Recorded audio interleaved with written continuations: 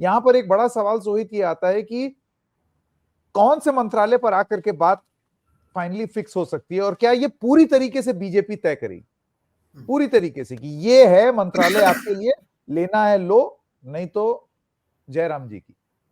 जी बिल्कुल। और ये कहीं ना कहीं 2022 के बाद भी हुआ था। देखिए संकेत, मैं आपको बताऊं कि तब भी भले मुख्यमंत्री शिंदे थे, लेकिन कई ऐसे शॉट्स थे या कई ऐसी चीजें थी जिसका फैसला बीजेपी करती थी। 2022 के मैं लोगों को याद दिलाऊं उस पर, और उससे में आपको जवाब मिल जाएगा कि जब 22 में ये अलग हुए थे, इन्होंने एक तो हिंदुत्व का मुद्दा उठाया था, दूसरा इन्होंने अजीत पवार पर आरोप लगाया था कि अजीत पवार एनसीपी के विधायकों को पैसे देते थे, फंड देते थे, वो फाइनेंस मिनिस्टर थे महाविकास आघाड़ी में, हमारे शिवसेना के विधायकों को वो सताते थे, और इसलिए हम अलग हुए हैं।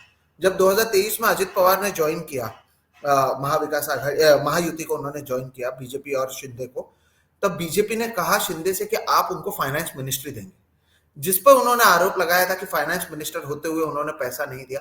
शिंदे को तब भी मजबूर किया गया कि नहीं, आपको फाइनेंस मिनिस्ट्री अजित पवार को देना होगा, वो हमारे साथ में है। ऐसे में शिंदे को तब भी मानना पड़ा था, अब भी कहीं ना कहीं शिंदे को मानना पड़ा है, क्योंकि आप देखिए ना 2022 में तो मंत्रालय तो बीजेपी और शिवसेना के बीच में बटे थे। जब 2023 में अजित पवार आया, आपको लगता है कि ज्यादा मंत्रालय किसके कटे होंगे? भले 1-1.5 साल के लिए, लेकिन शिंदे के ही विधायकों को नाराजगी का सामना करना पड़ा था। अब जितने मजबूर शिंदे हैं, उतनी मजबूर उनके विधायक हैं फिलहाल तो, क्योंकि वो भी कहाँ जाएंगे? अब पुरानी शिवसेना में वो जा नहीं सकते, उद्धव ठाकरे उन्हें लेंगे नहीं। सरकार, सत्ता को कौन छोड़ना चाहता है, लेकिन सत्ता में केवल विधायक बने रहने से आगे आपके पास ज्यादा मौका भी नहीं है। इसलिए शिंदे बार बार प्रेस कॉन्फ्रेंस कर ये कह रहे थे कि जो प्रधानमंत्री और अमित शाह तय करेंगे वही हम मानेंगे, क्योंकि इन्हें लगा था जैसे 2022 में अमित शाह और प्रधानमंत्री ने इनके नाम का जिक्र किया, उसे एक मास्टर स्ट्रोक माना गया था। और शिंदे की एक वजह भी है, आपको ये समझना होगा कि शिंदे क्यों, ऐसा नहीं है कि शिंदे इलॉजिकली ये सोच रहे थे कि मुझे सीएम बना दिया जाएगा जस्ट इमोशनली, नहीं। अभी बीएमसी का इलेक्शन होना बाकी है, जहां पर उद्धव ठाकरे अब भी मुंबई में मजबूत हैं। संकेत, उद्धव ठाकरे के 20 विधायक आए हैं चुनकर, उसमें से 10 विधायक मुंबई से चुनकर आए। तो मुंबई में अब भी जो उद्धव ठाकरे की पकड़ है वो मजबूत है। और मुंबई बीएमसी 60,000 करोड़ की सालाना बजट वाला म्युनिसिपल कॉर्पोरेशन है। मुंबई में टोटल सीटें कितनी होती हैं जिसमें से वो 10 लेके हैं? 36 सीटें होती हैं, उसमें कुछ सीटें वो लड़ रहे थे, कांग्रेस एनसीपी वाले लड़ रहे थे, कुछ बीजेपी ऐसे, लेकिन 20 में से अगर वो 10 अब भी जीत कर आ रहे हैं, तब ये तो दर्शाता है कि मुंबई में अब भी कुछ जगहों पर उनका कंट्रोल है। तो शिंदे ये समझ रहे थे कि जब मैं 40 से 57 चला गया और मैंने उद्धव को 20 पर ला दिया, तो दिल्ली में बैठे मोदी और शाह ये देख रहे हैं, और उन्हें ऐसा लगेगा कि भाई ये तो बहुत काम का आदमी, अब शिवसेना को एक बार का अगर खत्म करना है तो शिंदे को आप सीएम बना दीजिए और शिवसेना को खत्म कर दीजिए, बीएमसी भी आप जीत लीजिए, और उसके बाद मतलब उद्धव ठाकरे चारों खाने चित हो जाएंगे। ये एकनाथ शिंदे के भी दिमाग में चल रहा था कि ऐसा कुछ हो सकता है। ऐसा हुआ नहीं, फडणवीस के नाम का ऐलान किया गया, क्योंकि अगर शिंदे 40 से 57 हुए तो बीजेपी 105 से 133 हो गई। अब वो 2.5 साल वैसे भी कमजोर रहे। अगर इस बार फडणवीस को नहीं बनाते मुख्यमंत्री, तो बीजेपी के कैडर के साथ साथ आरएसएस के जो लोग हैं जिन्होंने जमीन पर काम किया है, वो भी नाराज हो जाते, वो भी गुस्सा हो जाते। ऐसे में बीजेपी के अमित शाह और मोदी के पास भी कोई ऑप्शन नहीं था। ऐसे में शिंदे ये चाहते थे कि वो इससे दूर रहे। एक वहां पर जो कहा भी गया था संकेत सरकार बनाने के लिए कि हम आपको बाहर से समर्थन दे देते हैं हिंदुत्व के नाम पर, हमारे लोग मंत्रिमंडल में शामिल नहीं होंगे। अब अगर ये भी करता तो ये भी खराब दिखता बीजेपी के लिए कि ये देखिए अपने ही लोगों को साइडलाइन करते हैं। ऐसे में बीजेपी ने इन्हें एक तरीके से फोर्स किया कि नहीं, बनना पड़ेगा और आपको ही बनना पड़ेगा। और फिर Shinde had to come in terms with this, और वो आए और फिर वो उप मुख्यमंत्री बन गए। तो ये उनके लिए भी उतनी ही एक डिमोशन है जितना नहीं। आप मुझे ये बताइए कि क्या शिंदे का इतना कंट्रोल अपने विधायकों के ऊपर है कि अगर वो ये फैसला ले लेते कि हम तो बाहर से समर्थन करेंगे, हम आपकी कैबिनेट में आएंगे नहीं क्योंकि आपने हमारी शर्त नहीं मानी, तो उनके अपने विधायक को ये कबूल होता? ये संकेत, इसका मैं आपको एक अलग तरीके से जवाब देता हूँ। शिवसेना में जब ये 2022 में भी जब ये जा रहे थे, तो वहां पर जो उद्धव ठाकरे के साथ नेता थे वो कहते थे हमारे यहाँ पर आदेश चलता है, आदेश। लेकिन उनको समझ में आया कि अब ये वो वाला समय रहा नहीं है। आप सभी विधायक भी जो है वो बहुत प्रैक्टिकली सोचते हैं, फायदा नुकसान ये सारी चीजें सोचते हैं। और पिछले 5 साल में ये तो आपको समझ में आ गया है कि कोई किसी का सगा नहीं, कोई भी। जब अजित पवार खुद शरद पवार के सगे नहीं हो सके, जब एकनाथ शिंदे जिन्हें उद्धव ठाकरे ने सब कुछ दिया। जब वो मुख्यमंत्री थे तब अर्बन डेवलपमेंट मिनिस्ट्री भी एकनाथ शिंदे को दिया था, विधायकों को कंट्रोल करने का काम भी एकनाथ शिंदे को दिया था।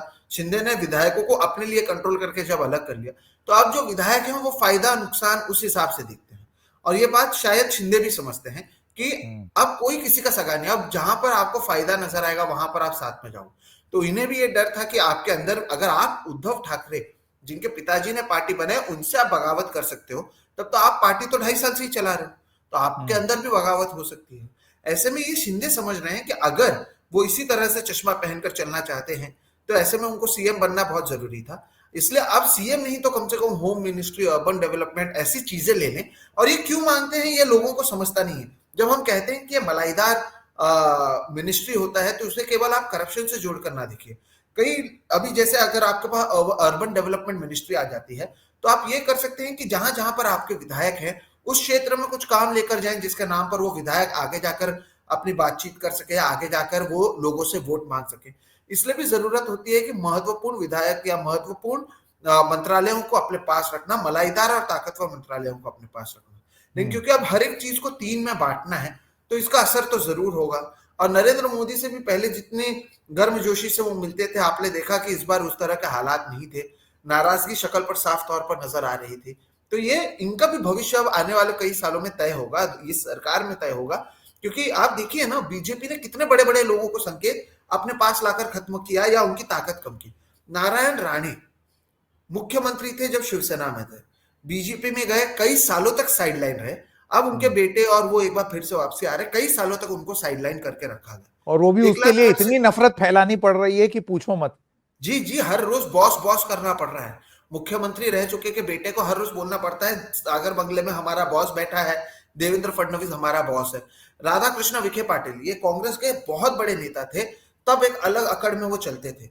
अब यहां पर आकर उनको समझ में आया कि वो अकड़ नहीं दिखा सकते। अशोक चौहान को आप देख लीजिए, अशोक चौहान को इन्होंने राज्यसभा में भेज दिया, आखिरी बार आपको कहां नजर है?